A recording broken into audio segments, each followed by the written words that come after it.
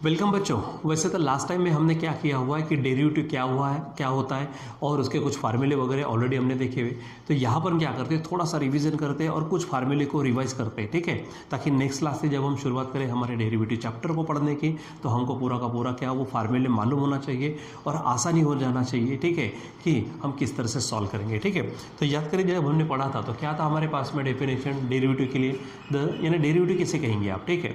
तो वो सिंपल क्या है, the rate of change of one quantity with respect to other quantity, it is called as derivative of that quantity. ठीक है, जैसे अगर मान लीजिए कि y is equal to F of X है, कोई फंक्शन है, ठीक है, जैसे आप y इज इक्वल टू कुछ भी ले सकते हैं, समझो कि y इज इक्वल टू हमारे पास साइन एक्स है, ये फंक्शन है, ठीक है, साइन एक्स है हमारे पास में, ठीक। तो अगर आप क्या करते हो, y इज इक्वल टू यानी एफ ऑफ एक्स यानी फंक्शन कौन सा हो गया, ट्रिग्नोमेट्रिक फंक्शन है, ठीक है। अब जब आप इसको डिफरेंशिएट करेंगे तो differentiate with respect to X, यहाँ पर अगर लिखेंगे आप differentiate with respect to x, तो इधर में क्या लिखेंगे आप, D Y by D X, उधर में क्या होगा डी बाई डी एक्स, ठीक है, साइन एक्स, ठीक है, यहाँ पर हो जाएगा।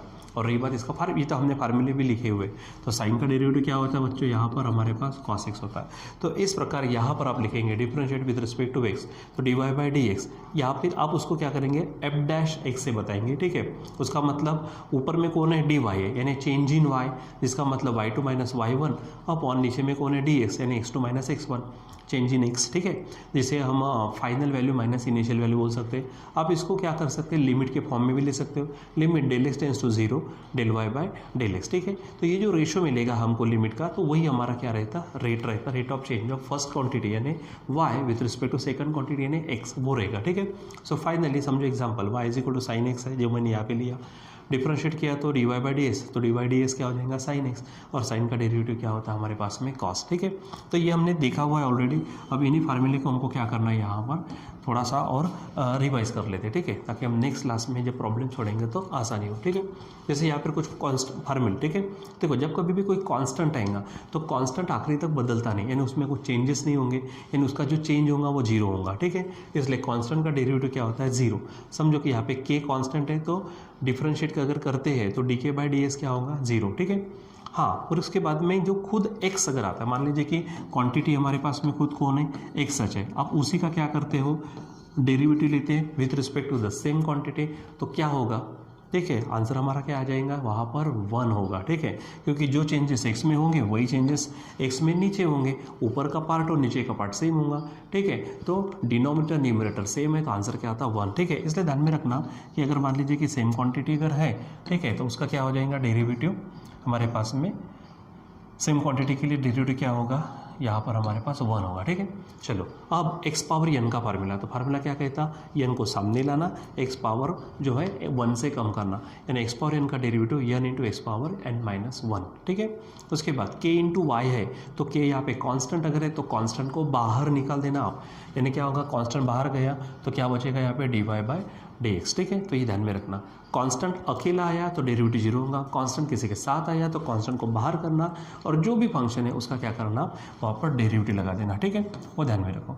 चलो फिर यहाँ पर हमारे पास है, देखो वन अपॉन एक्स है, वन अपॉन एक्स है, एक्स को अगर ऊपर लेके जाएंगे, ये एक्स का मतलब उसका पावर वन है, ऊपर लेके जाएंगे तो पावर माइनस वन हो जाएगा, तो वन बाई एक्स ऊपर अगर लेके जाते हो, उसका डेरिवेटिव सॉल्व करने के बाद में आपको finally minus one upon x square मिलता। तो अब ये डायरेक्ट ध्यान में रखना, वन बाई एक्स का derivative minus one upon x square, ठीक है।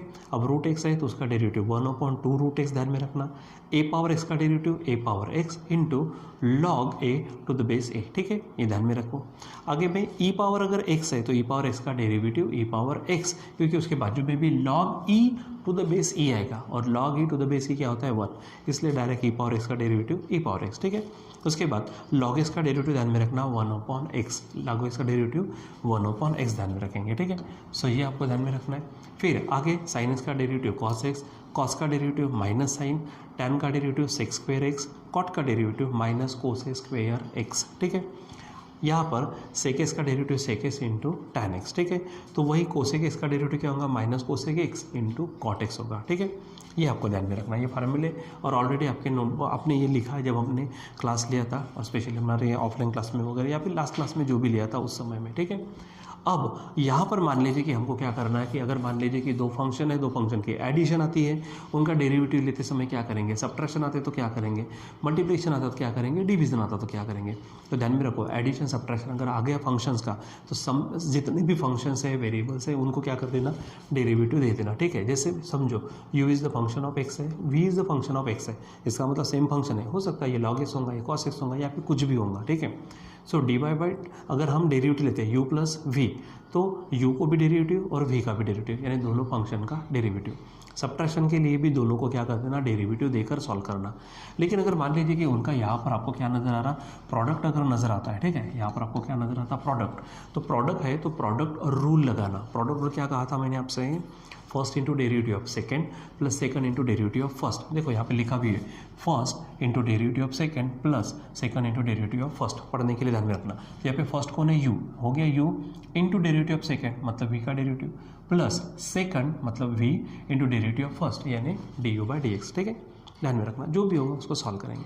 फिर उसी प्रकार अगर मान लीजिए यहाँ पर क्या होता है हमारे पास में कि अगर उनका डिवीज़न आता तो यहाँ पे थोड़ा उल्टा ध्यान में रखना, second into derivative of first minus first into derivative of second upon second square. ठीक है, देखो second into derivative of first minus first into derivative of second upon second square, ध्यान में रखना।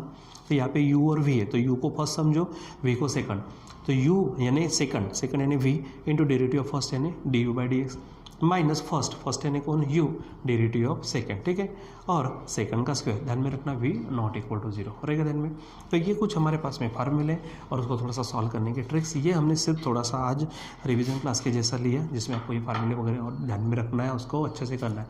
और नेक्स्ट क्लास से हम शुरू करेंगे, इसके ऊपर जो भी एक्सरसाइजेस है हमारा टेक्स्ट बुक में एंट्री करेंगे, उसमें जो भी एक्सरसाइजेस है उसमें पढ़ेंगे, अलग अलग प्रॉब्लम्स है उन प्रॉब्लम को सॉल्व करेंगे, अलग अलग मेथड्स आने वाले, ऐसा नहीं कि सिर्फ इतने प्रॉब्लम है तो प्रॉब्लम का ही काम हो जाएगा, ऐसा नहीं है, वो सारे मेथड्स पढ़ने हैं, अलग अलग प्रॉब्लम्स बहुत सारे पढ़ने हैं। ठीक है, सो अभी भी यहाँ पे रुक जाते हैं, बाकी हम कंटिन्यू करेंगे बाद में। Till then bye.